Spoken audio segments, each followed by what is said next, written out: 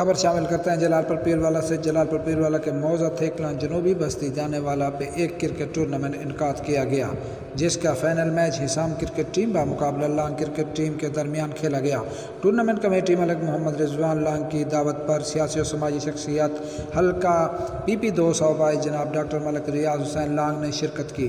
Doctor Malik रियाज लांग जीतने वाली team Hisam cricket club की पूरी टीम में इनामात तकसीम किए गए और कप्तान मोहम्मद अरशद को ट्रॉफी दी गई। उनका कहना था कि क्रिकेट बहुत ही अच्छा खेल है, जिसमें ना ही सिर्फ नशा करने से बचा जा सकता है बल्कि इस खेल से सेहत भी फिट रहती है। जिस तरह आज इमरान खान साहब की फिटनेस है, यही खेल है जिससे हमारा मुल्क के बड़े बड़े नाम में से एक नाम इमरान खान का है, जिसने हमें वर्ल्ड कप दिया। इलाके की आवाम ने सवाल किया कि हमारा इलाका एक पासमानदा है, इस इलाके के लिए कुछ करें।